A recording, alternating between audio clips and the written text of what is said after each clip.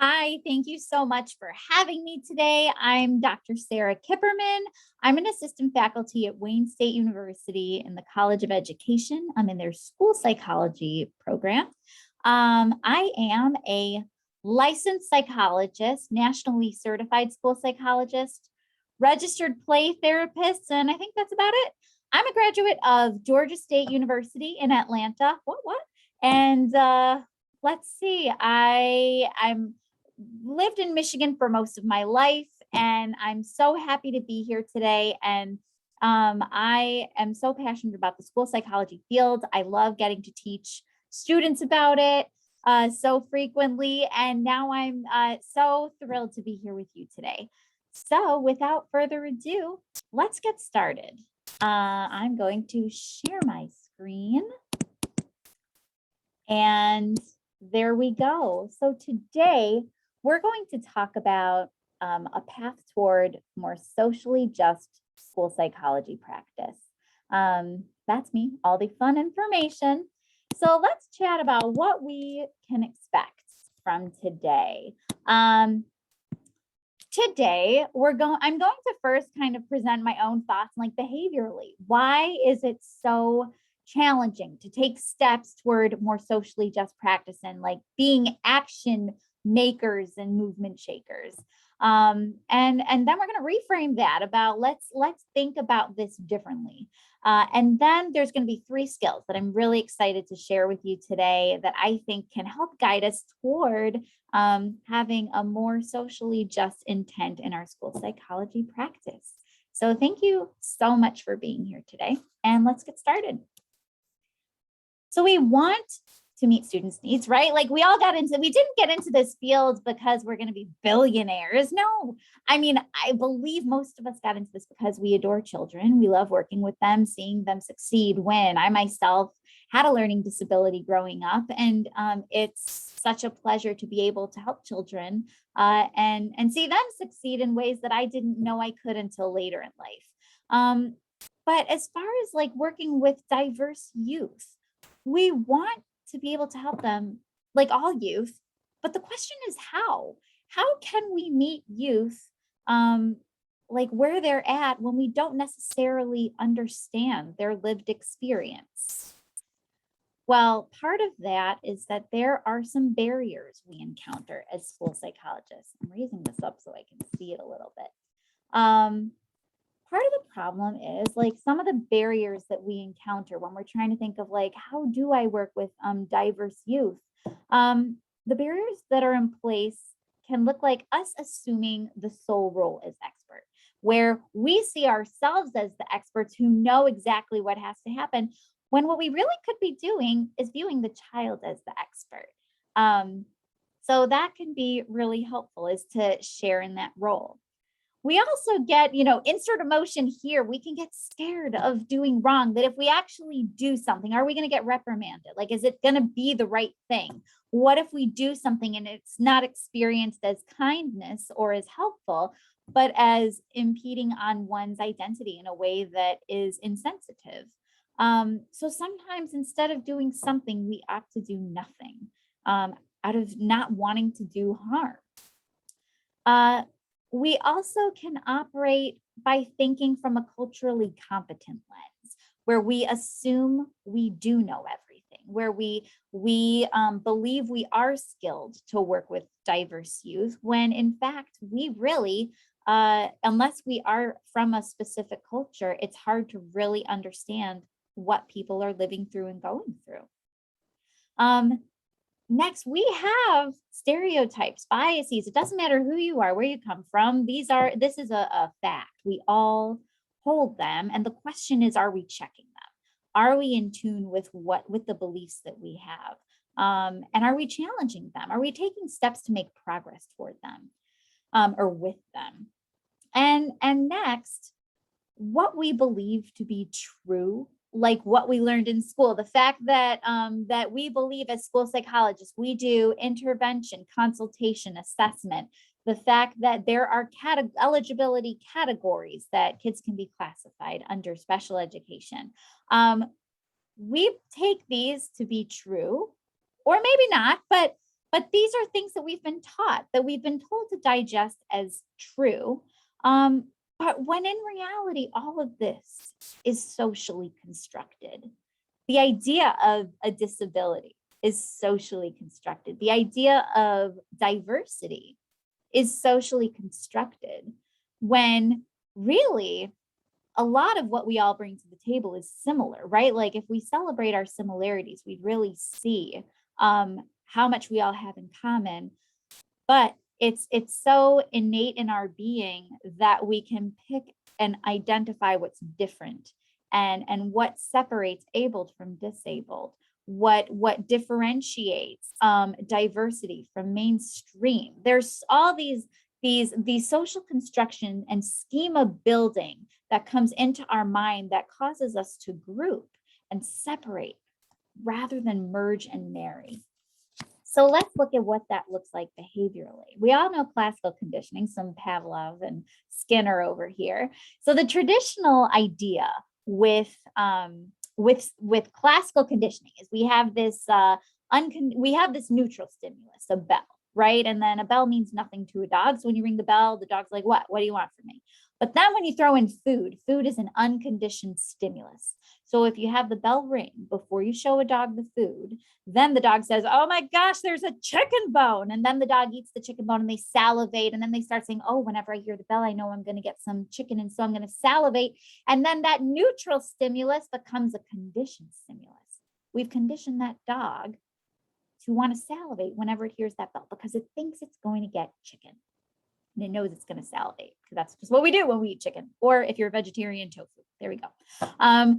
So let's think of this with applying it to social justice and equity. Now, I'm sorry if this presents as difficult to hear or not difficult. If you disagree with this is fine. I appreciate this because it gives us an opportunity to talk about things and learn from things.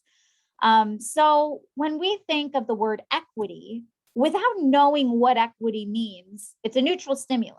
It's a word. It's like equal almost, but equity. So we have this image here that in order to have equity, you have to provide, different levels of support to achieve, a similar idea, or different levels of learning, to achieve a socially constructed idea.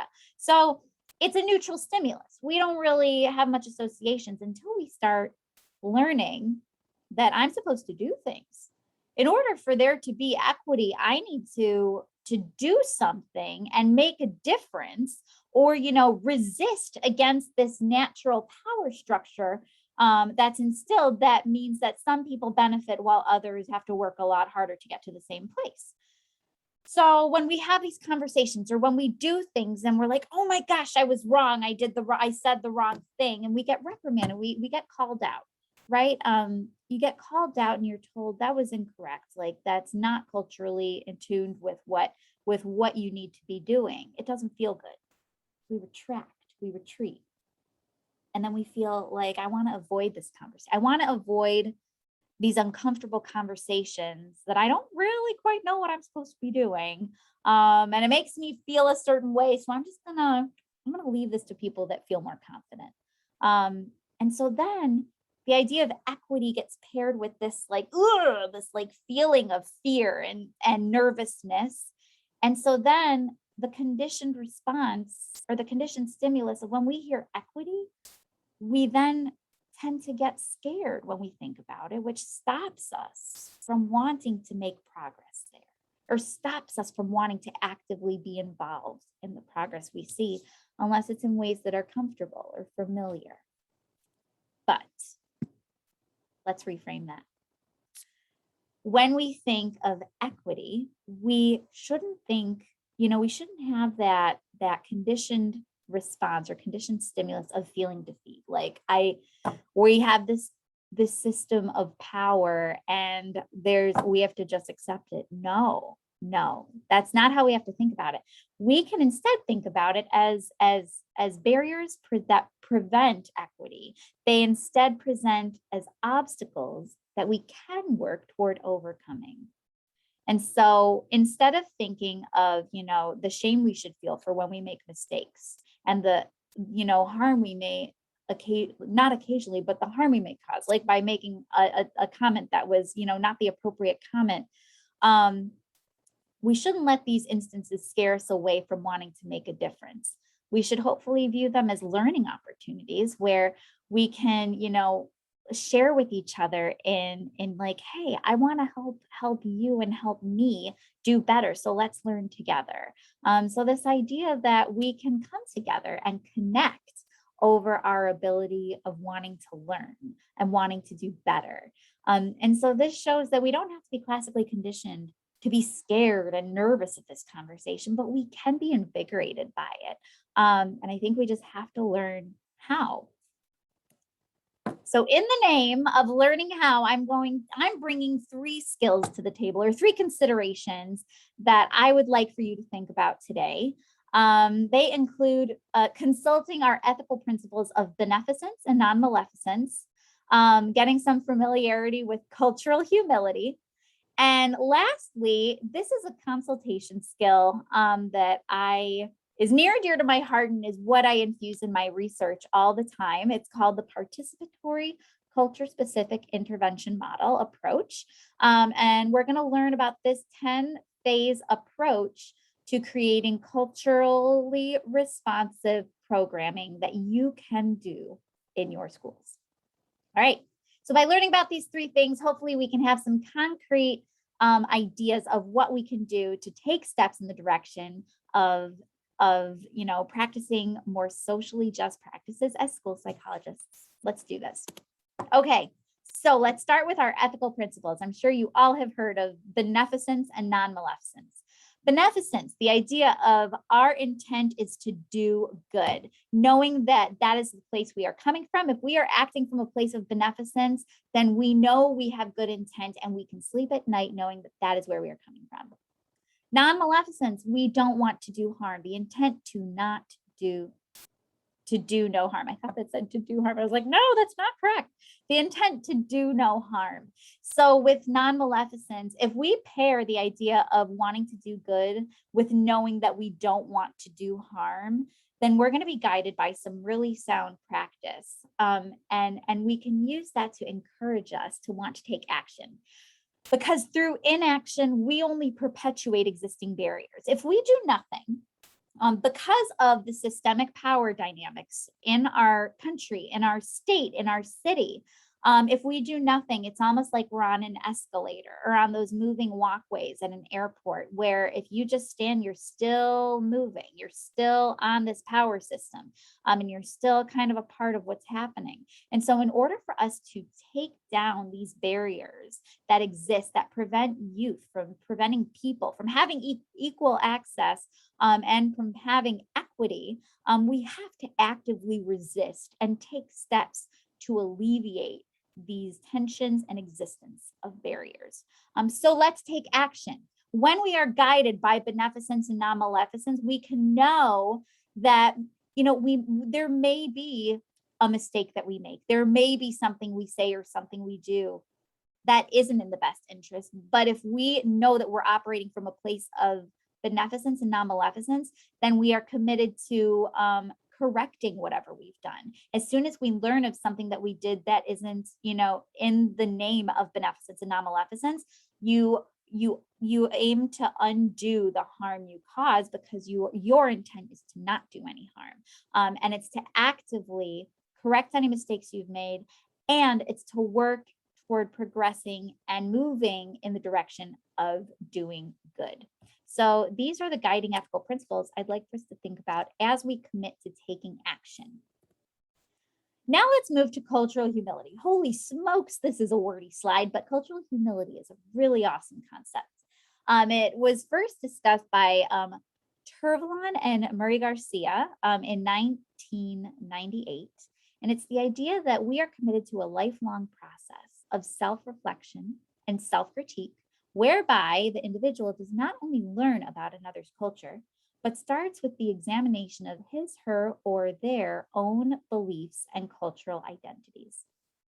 So what does it mean? Like, what does all of this mean? Cultural humility means that we accept that we don't know everything or anything about another's lived experience or culture. This is where we get to say, I'm not an expert in what your experience is, but you are. So if we're working with kids, if we're working with families, if we're working with teachers, and they're bringing a worldview to the table, we don't say, I understand, because we don't. We say, I want to learn from you. I want you to speak so I can hear what your perspective is at this table. And so this gives us the opportunity to learn. It gives others the space to be experts, and that can be an empowering experience. Instead of us being people empowered, the school psychologists, and making decisions and, using our expertise and the many skills that we do have, we're taking that crown and we're giving it to somebody else. We're saying, yes, I am an expert in knowing curriculum-based measurement and knowing, assessments and being able to differentially diagnose. But there's no way I can be an expert in what you are experiencing and what you are going through. And so please take this opportunity to let me learn and be a student from you, which can be an empowering experience. Next, we can be reflective with ourselves. We need to consider things that are like, what's holding us back? We need to consider our own vulnerabilities and also what we bring to the table that can let us be agents of change. So this isn't just, passively going through our day and thinking we know who we are. This is really actively reflecting. So as far as what it means to be culturally humble, we just talked about the idea of learning from others and learning from ourselves. And so we just addressed these. So let's look at what specifically it looks like when we learn from others. When we learn from others, I'm encouraging us to do three things. Honor the expert's experience. That's the person that you are learning from, who has the unique culture experience that you know nothing about or that I know nothing about. So what do we do with that? We honor, validate, and affirm. I work a lot with LGBTQ youth. That's where a lot of my research is, and where my passion is for helping youth thrive. I'm not helping them; they're doing it themselves. And I'm just like, I come in with some tools that we've co-created and the PCSIM skill set that we'll talk about in a bit. But when I'm in the presence of LGBTQ plus youth, lesbian, gay, bisexual, transgender, and queer questioning, it's not my place to tell them anything that would invalidate them. I'm there to support, to affirm, to tell them you are enough just as you are. You are who you are. Let me use the pronouns and names that you want me to use.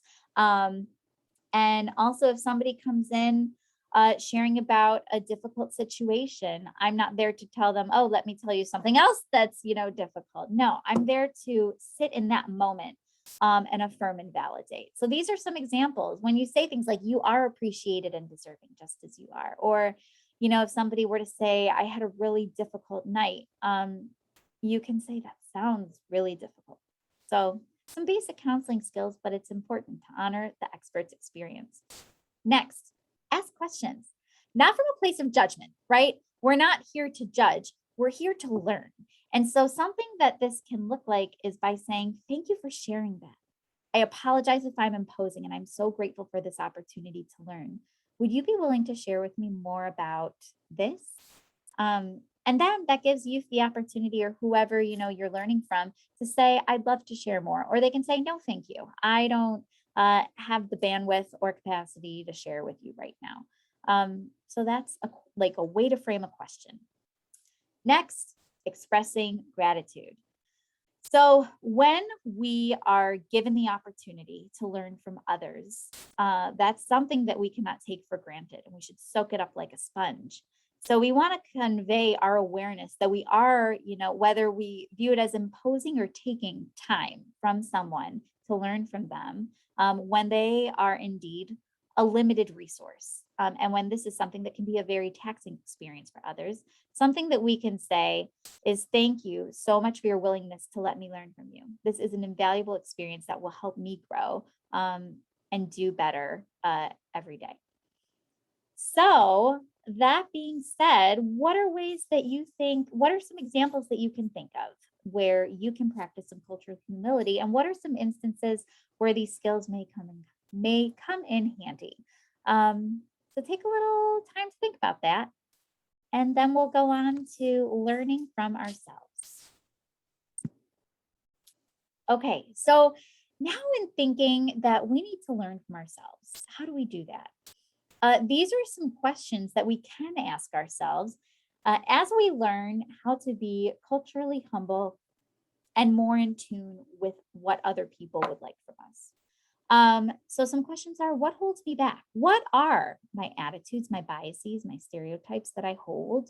And to say that I don't have any means that we're probably not reflecting enough, because to not have any means that we would not be passive consumers of content that we are told every day. That we would not watch the news and see an overrepresentation of, crime, where Black people are featured in the news. The overrepresentation then, puts these thoughts in your head that might, make an assumption that, oh, crime is associated with this demographic, when that's not necessarily true, but that's what's being conveyed in the news. So, so really think, what are things that you are thinking that hold you back, such as your biases, attitudes, and stereotypes.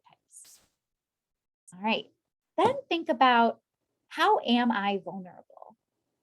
What are my fears that if I ask questions or if I open up, what are the fears that I have of doing that? What will others think of me if I ask, this question? And then also thinking, who am I comfortable asking these questions in front of? By having this dialogue or monologue with yourself, you're able to know in what settings you are willing to make change, and maybe who you're able to be vulnerable in front of, which is important in being intentional and able to be at your proximal best for being culturally humble and taking action. Next, how will I self-care to ensure my ongoing engagement? If we commit 100% of our time in like 24 hours a day, 7 days a week to being change makers, we will burn out. We need sleep. We need that to be a part of our schedule. We need to eat. We need hygiene care. We also need to turn off our mind sometimes. And yes, that's a luxury, to be able to turn off your mind and step away. And if we are committed to a marathon rather than a sprint, then we have to make the space and the permission to let ourselves take time, to value ourselves, take a breath, so we can then go back to fighting the good fight the next day. So these are questions. So some ideas. You could do some escape TV. Oh my gosh, The Bachelor, or what, get those 8 hours of sleep. Whatever works for you is what you have to make work. Another question, what am I doing that already is making a difference? It's important that we not underestimate what we're already doing, especially given the profession that we've all chosen to go into. So I think we need to acknowledge that and not just think that we haven't done enough or haven't done anything. We can always do more, but we may have also done enough too. Next, what can I do better at? It's, oh yes, so even if we've done enough, we can always go further. So let's look at that, at the information of what we can do more with. And next, what are actionable steps I can take toward doing better tomorrow than I did today? I think this is important, because then if we have actionable steps, we can actually make things happen. So take a moment to reflect on these questions, and then hit play, and then we'll come back in and regroup. All right, welcome back. So now let's recap. We've talked ethics, beneficence and non-maleficence. We've talked cultural humility.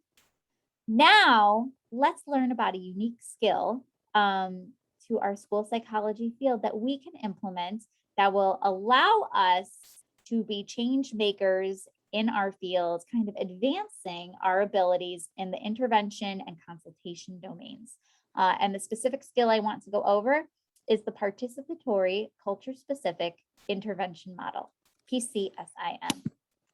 Okay, so with school-based intervention and with school-based programming and, just how we act in the schools, we operate from a one size fits all. So let's think like when kids are behind in reading or when we're having, needing some behavioral intervening. We often have like, the token reading intervention that we use, or we have the, let's see, the token economy we'll use for behavior planning. So we have, or the check in, check out. We have, the one size fits all model ready to go, but doesn't necessarily work.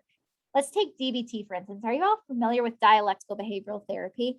So in dialectical behavioral therapy, it's so interesting. It's a manualized group intervention. It can also be an individual intervention, but it's for emotion regulation, distress tolerance, mindfulness. It gets all of these skills. It was originally developed for people living with borderline personality disorder and people who self-harm, but it's used in a lot of different contexts where people can benefit from mindfulness, distress tolerance, crisis management, and interpersonal effectiveness. So it's interesting because in that program, it was created and normed on an upper socioeconomic status white women, where one of the original recommendations for self-care was to paint your room a chartreuse color, and I don't like myself in grad school. If I was taking that DBT class, I wouldn't even know what chartreuse means. I would also be like, excuse me, I don't have the funds to go get this paint color or any paint whatsoever. So when we think of the programming we have, the question is, how relevant is it for all of our kids? And then when we think of how we just interact in general and how we serve, are we actually in touch with the needs of our kiddos, our families, our teachers, and the people in our community? So this being said, and with the problem, I want you guys to think a little bit about like, what are the practices in your school that are a one size fits all? So the answer, what can we do to address this one size fits all? The answer is, there's lots of answers, but drum roll, please. The answer is the participatory culture-specific intervention model. So this model is a general model for developing interventions, programming that can be applied to a range of settings, populations, and target problems.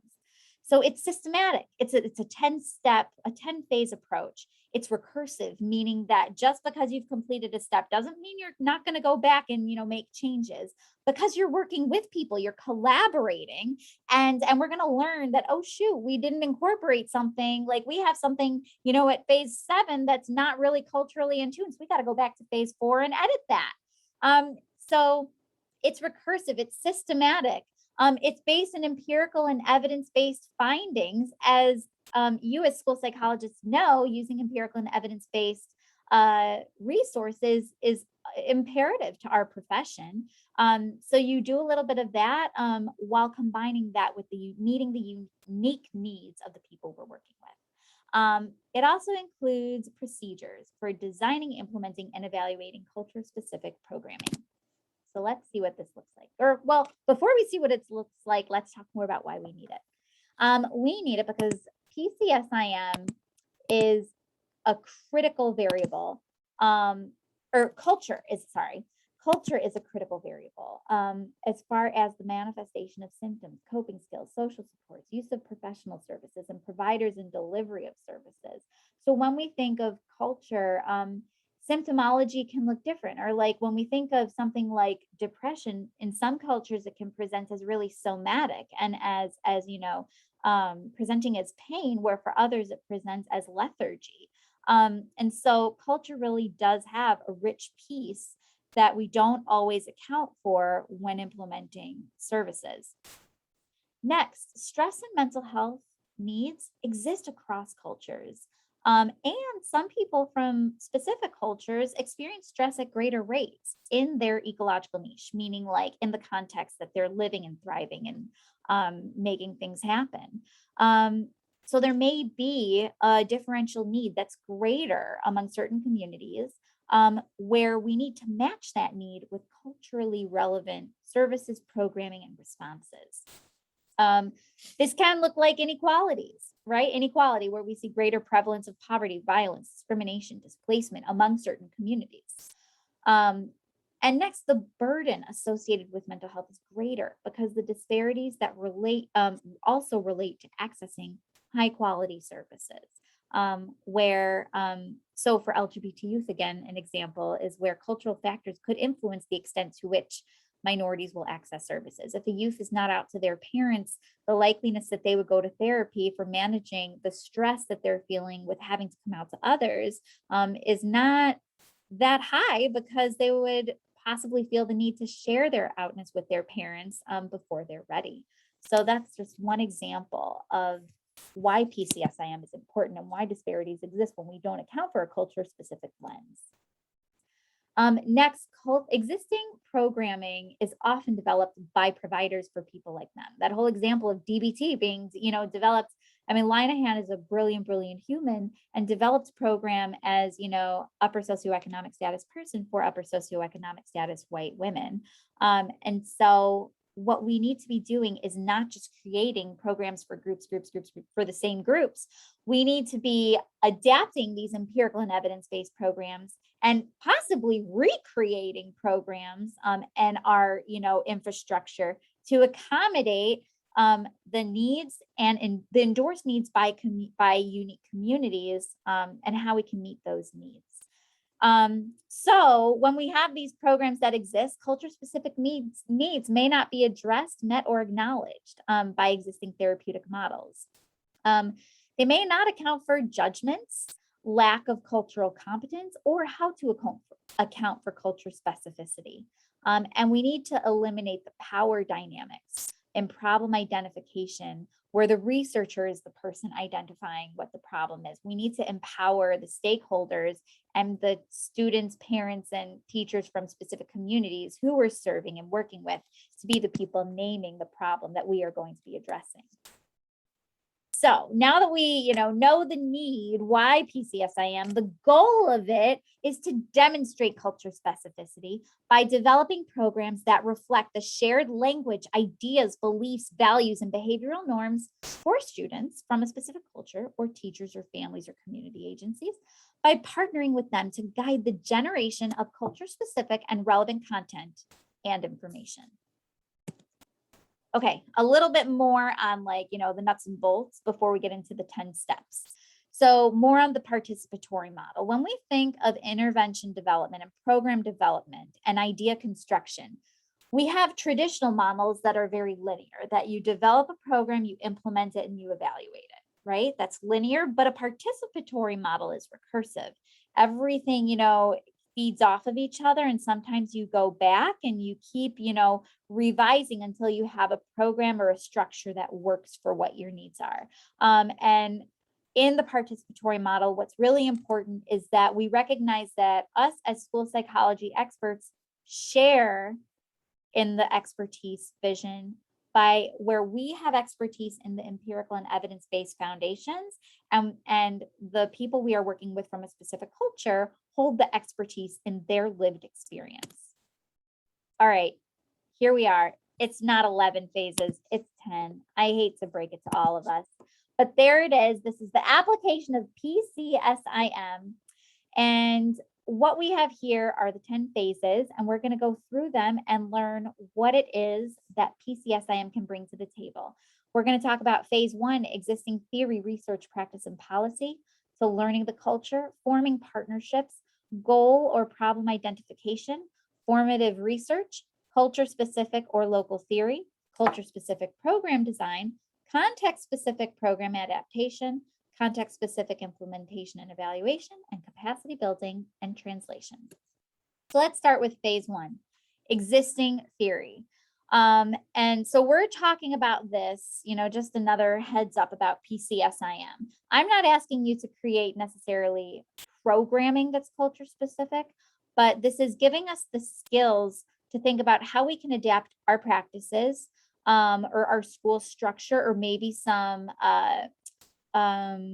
our bullying policies, or our, the no tolerance policies, or how we can adapt our, use of suspension and, so different practices. How can we adapt things to be more culturally responsive? All right. So in phase one, by acknowledging existing theory, what this first asks us to do is it asks us to acknowledge our own theory, not research. And by acknowledging our own sense of self, we're able to have a conscious awareness of what we bring to the table. And we have to, that lays the foundational work for what we bring moving forward. In acknowledging who we are, we acknowledge our biases, our personal and professional worldview, and what we know. So what I know to be true is that I'm a school psychologist. I value a public health perspective where I want to prevent, problems from occurring. I want to intervene where I see people struggling. And I want to celebrate people's resilience and their wins. So these are some things that we want to account for. And worldviews refer to just how do I make sense of things? I make sense of myself as a faculty that I love doing research. I love learning from others. I also acknowledge that I do come from a place of privilege, and that I want to make sure that I'm not overly, instilling that on anybody, and that I'm, being mindful of my space I take in this world. In PCSIM, we value a transformative framework. This is just where we acknowledge our dual mission as both a school psychologist and as advocates. And we acknowledge that we live within contextual factors, that we experience, that we have interpersonal relationships, that there are sociopolitical climates, and there are existing power structures. Our goal is to address and confront these. In phase two, this is where we learn the culture and gain entry. So we can't just acknowledge that our students or their parents or our teachers or whoever else we work with and serve are diverse. We have to actually learn about their experience, not so we can understand, because we never will, but so we can gain the necessary insights to know enough that we can ask if we are on the right track. And so we can be a little bit informed about what can be done to have resonant practices that resonate with cultural awareness. So we do this by learning language, beliefs, values, norms. Maybe there's certain terms that communities value that, can get some buy-in, and that show that we are genuinely, trying to, connect. We can also learn with permission from observing youth, and whether it's their classrooms or whether it's, going to cultural experiences in the community, interviewing people with permission by asking, about certain things we have curiosity about, collecting artifacts such as, culture specific newspapers, stories, news specials, books, movies, journal articles. That way we can learn more about the culture by not just tapping people as resources, but by consuming the media that they consume. Then we form relationships with cultural brokers or the individuals who are a part of this culture. If you connect with one student from a culture and they're willing to kind of be someone that can, get you in, and if they're willing to do that, that's a really awesome step toward you not pushing your way in, but having someone to hold your hand and welcome you into, not as a community member, but into the community as a guest. So the goal from having a cultural broker is to learn the culture from the perspectives of people in the community with whom you want to work. They can help explain to you what's happening. They can help with accessing people and connecting you with specific communities. And they can help with relationship building and having genuine exchanges with people for you to learn more. Phase 3 is forming partnerships. This is where it's not just a superficial, let's get a task done.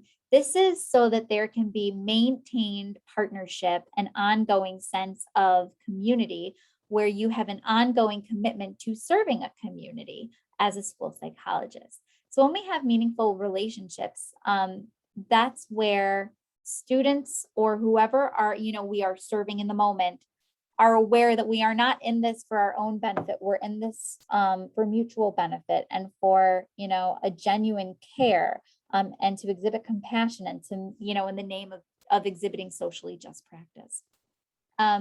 So we can form these relationships with cultural brokers and individuals in the community with whom we're partnering. All right, so this is more on phase 3, and we're continuing to establish those relationships, but really forming partnerships where we can, get to learn and establish what it is we want to do. So then after having these experiences of forming partnerships, and maybe this looks like spending time at community venues or knowing where your students, hang out after school. Not that you're going to go hang out with your students. That sounds creepy. But like if a lot of your students spend time at the Boys and Girls Club, it could be really beneficial to get a volunteer position there, or to, check in and see what that experience is like, and possibly find a way to merge resources from your school with the Boys and Girls Club. So with the idea of goal or problem identification, by this point, you will have been collaborating and partnering with and hosting events or going to events or volunteering in communities where you're really getting to immerse yourself in a cultural experience. So at this phase, we're trying to identify what the target concern, problem, or area of advocacy is that our partners or stakeholders are interested in having changed. So maybe a school psychologist, we're like really motivated to change, to see reading improvement rates or to see, problem behaviors decrease in schools. But maybe families want clean water. Maybe families want a steady stream of access to food. Maybe families don't want to feel judged when they go to a doctor's office for not being there for 3 years. So what our job is to have the ideas and concepts derived from the stakeholders to reflect their perspective, not ours, because the conceptualization and sustainability of programming or, any idea that a community wants to implement won't be implemented if it's from a perspective that doesn't value their own. So it's very important that in identifying problems or in identifying goals, that it is absolutely generated and in consensus with the community, and that we can communicate that we do understand the problem they want to address, so we can actually, collaborate to work on it. So we don't have to understand what they're going through, but we want to conceptually and operationalize, we want to be able to operationalize this problem and goal so we can meet the need that's there. So let's see. So stakeholders should agree that this is the primary area of interest that they want to focus on, and we need to ensure that the value of our own perspective is not the primary goal. The goal is to value the stakeholders' perspective. The formative research phase. So let's say that stakeholders say that there is a need to address bullying in schools, that there is a lot of, hate crime going on in school, and the idea of zero tolerance policies is, really problematic because, students get expelled, but they're still living in the neighborhood and their child is still getting bullied because they weren't taught how to, what it means to not bully.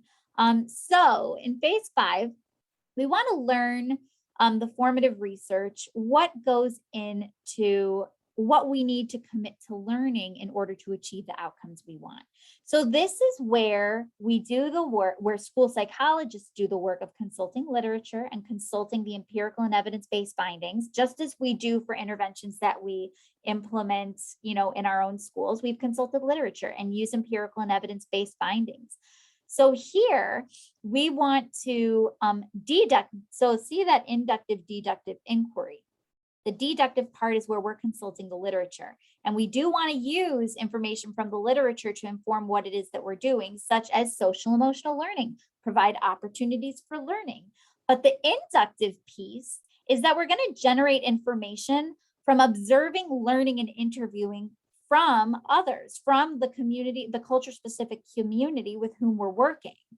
So that way, we're not just immersing ourselves in literature, we're going to incorporate, what the literature says with the messaging and wants and needs of the community. And then when we put these two together and we consult with the community on how does this deductive piece, this, social emotional learning piece, how does this resonate with you? The community may say, that's fine, but what are the messages you're instilling? Because I need them to align with my culture. And I also need them to not tell my kid to do something that's against their religion, for instance.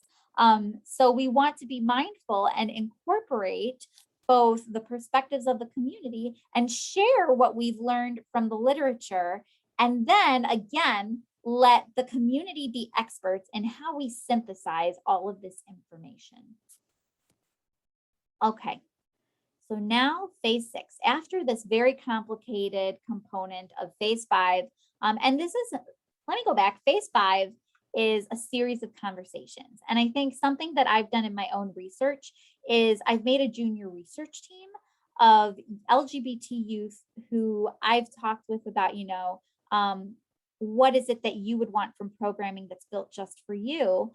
And then, in consulting literature, I presented, a model to youth of, this is some programming that we could create. What do you think?